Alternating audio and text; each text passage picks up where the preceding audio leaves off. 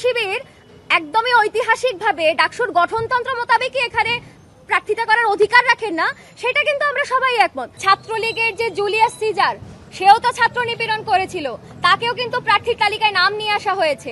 ফলে এটা শুধু এস এম ফরহাদকে নিয়েই আমাদের কোনো অ্যাকিউজেশন আছে, বিষয়টা এরকম না। ছাত্রলীগের মতো নিপীড়ক সন্ত্রাসী ছাত্র সংগঠন, স্বৈরাচারের দোসর ছাত্র সংগঠন এবং ৭১-এর যেই ঘাতক দালাল রাজাকার এবং এই দেশে বুদ্ধিজীবী গণহত্যাকারী যে সংগঠন, তাদের প্রত্যেকের বিরুদ্ধে আমাদের অবস্থান ছিল।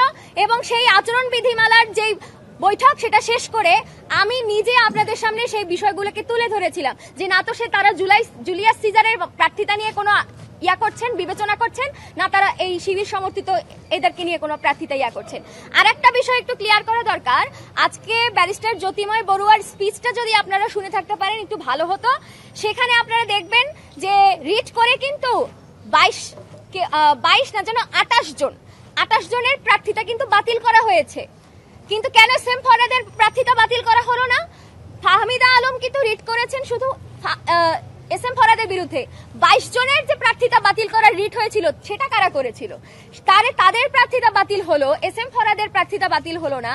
এরকম একটা ধোঁয়াশাপূর্ণ পরিস্থিতি ক্রিয়েট করে হাইকোর্ট আসলে আমাদেরকে কি বুঝাইতে চায়, সেটা হাইকোর্ট ভালো বলতে পারবে।